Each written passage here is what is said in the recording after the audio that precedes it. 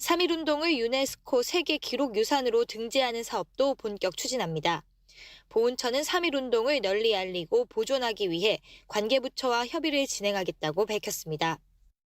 100년 전 지역과 세대, 종교를 뛰어넘어 모든 국민이 한 마음으로 대한독립과 국민주권의 의지를 전 세계에 알렸던 선열들의 정신과 뜻을 기억하고 4월 11일 임시정부 수립일에 맞춰 국내외 임시정부 요인 후손과 주요 인사 등 10,000명이 참석할 것으로 보이는 임정수립 100주년 기념식도 개최할 예정입니다. 이와 함께 국립 대한민국 임시정부 기념관 건립도 올해 안에 추진한다는 계획입니다. 국민이 참여할 수 있는 행사도 펼쳐집니다. 3월 1일부터 4월 11일까지 전국 지자체와 온라인에서 독립의 횃불, 릴레이 봉송 행사 등이 실시될 예정입니다. 국내뿐 아니라 일본, 중국, 미국, 러시아, 멕시코 등 해외에서도 다양한 행사를 준비하고 있습니다. 특히 일본 도쿄에서는 28 독립선언 100주년을 기념하는 행사를 진행하고 미국 필라델피아에서는 오는 4월 미국에서의 3.1운동으로 불리는 1차 한인회의를 재연할 예정입니다. 이 밖에도 보훈처는 국가유공자를 존경하고 후손들에게 감사하는 마음을 담아 모든 국가유공자 가정에 명패를 달아드리는 사업을 추진한다는 방침입니다. KTV 최영은입니다. 정부는 지난해 최저임금 인상에 따른 충격을 완화하기 위해서 일자리 안정자금을 도입했는데요. 영세사업주의 경영 부담을 덜어주고 고용 안정에 큰 도움이 된 것으로 나타났습니다. 홍진우 기자입니다. 지난해 일자리 안정자금 혜택을 받은 사업장은 모두 65만여 개, 노동자는 264만 10명으로 집계됐습니다. 집행 금액은 2조 5,136억 원에 달합니다. 지원을 받은 노동자의 약 70%가 10인 미만 소규모 사업장에 근무하고 업종별로는 도소매, 제조, 숙박, 음식업 등에 주로 지원돼 저임금 노동자의 고용 안정과 영세 사업주의 경영 부담을 줄이는 데 기여한 것으로 나타났습니다. 특히 최저임금 인상에 고용이 크게 줄 것으로 우려됐던 공동주택 경비청소원의 고용 안정에 도움이 됐습니다. 고용부가 공동주택 경비청소원의 경우 규모와 상관없이 일한 자금을 지원한 결과 지난해 공동주택 인력이 전년 수준을 유지한 것으로 조사됐습니다. 또 일한 자금 지원을 받기 위해선 고용보험 가입이 우선돼야 해 노동자의 사회 안정망도 강화된 것으로 평가됩니다. 고용부는 올해 일한 자금 예산으로 2조 8,188억 원을 편성하고 보수 기준 등을 완화해 지원을 강화할 방침입니다. 올해부터 월급 210만 원 이하 노동자를 고용한 30인 미만 사업주에 노동자 1명당 매달 13만 원씩 지원됩니다. 특히 5인 미만 사업주는 2만 원을 더 지원받고 건강보험료 경감률도 50%에서 60%로 인상돼 부담이 더 줄어들게 됐습니다. 정책의 긍정적인 효과는 최대한 살리면서 현장과 소통하면서 보완해 나가겠습니다. 최저임금 현장 안착에 최선을 다하고 고용유지 부담을 덜어드릴 수 있도록 소상공인에 대한 지원도 강화하겠습니다. 한편 고용부는 올해 1월분 일자리 안정자금을 다음 달 15일 지급할 예정이었으나 영세 사업주의 고충을 고려해 설 연휴를 앞둔 다음 달 1일 지급하기로 했습니다. KTV 홍진호입니다.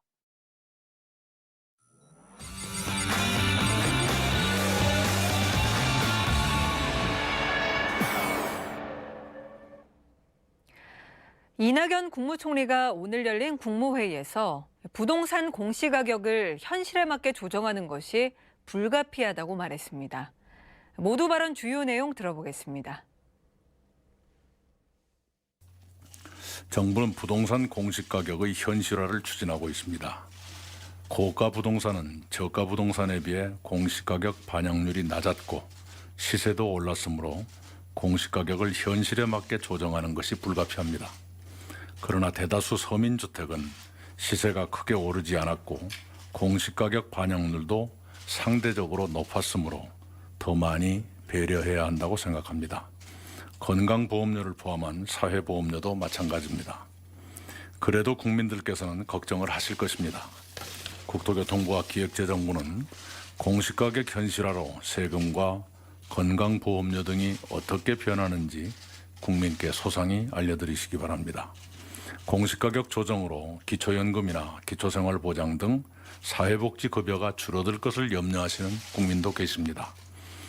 국토교통부와 보건복지부는 공시가격 조정이 복지 서비스에 미치는 영향을 최소화하시고 국민께 잘 설명해 드리시기 바랍니다. 크고 작은 안전사고가 잇따르고 있습니다. 모든 유관부처는 지자체와 함께 안전사고를 예방하도록 꼼꼼히 챙겨주시기 바랍니다. 설 연휴가 3주 앞으로 다가왔습니다.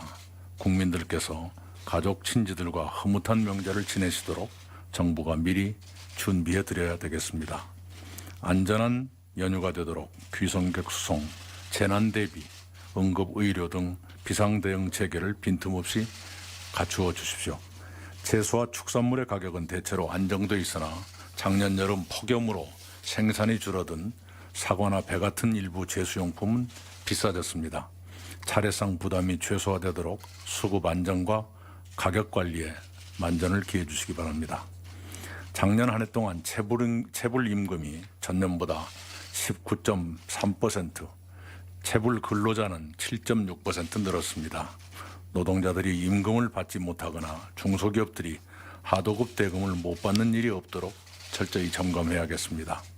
고용노동부는 근로자들께서 체불 임금을 더 빠르고 더 쉽게 받으시도록 제도를 보완하시기 바랍니다.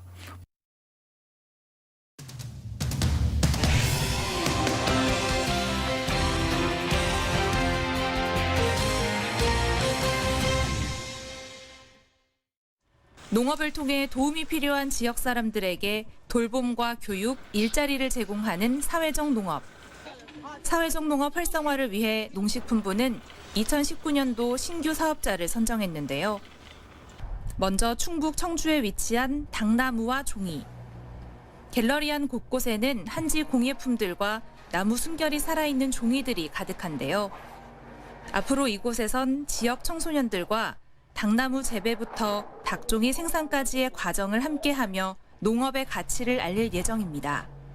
또 청소년들의 정서적 안정을 위해 대안학교와 연계한 다양한 프로그램도 계획하고 있습니다. 종이의 여정을 보면은 이렇게 칠하거나 바르는 구조가 아니라 스미고 번지는 구조예요. 그래서 우리 농업을 잘 닮아 있죠. 그래서 그런 종이가 만들어지는 그 물, 온도, 바람, 햇빛을 통해서 종이가 만들어진 과정을 통해서 아이들에게 어떤 농업의 가치를 알리려고 하고요. 또 다른 이곳은 세종시의 식초마을 영농조합법인. 이곳에선 지역의 특수학교와 협력해 장애 학생들에게 직업 교육으로서 다양한 농업 활동을 계획하고 있는데요. 일자리 제공, 그리고 치유와 힐링에 주목했습니다. 같이 체험하고 바로 우리 지역에 세종 누리학교, 장애인 학교가 있습니다. 그 학생들을 불러가지고 케어를 해서 영농체험, 농업의 어떤 다원적 기능 역할을 그 사람들에게도 향유할 수 있는 그런 기회를 제공해 줘야 되겠다. 그러한 일로 좀 내 인생을 재밌게 아름답게 살고 싶어서 이렇게 사업에 참여하게 됐습니다. 이 밖에도 여성 농업인들이 주축이 되어 지역 청소년들에게 농업과 인문학 교육을 하는 강원도 횡성의 횡성 언니네 텃밭, 고령자와 저소득층에게 일자리를 제공하는 인천 강화의 콩새알, 선배 귀농인들이 농업기술과 농촌 정착을 돕는 전남 곡성의 한꾼의 협동조합 등 총 9개 사업자가 선정됐는데요.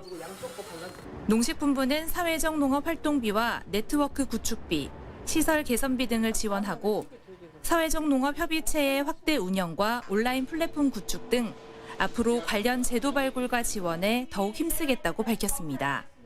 농토피아를 만드는 사회적 농업, 올해도 계속됩니다. 지금까지 뉴스팜이었습니다. KTV 뉴스중심 오늘 준비한 소식은 여기까지입니다. 유튜브 채널을 통해서도 많은 분들이 시청해 주셨는데요. 앞으로도 다양한 의견 부탁드립니다.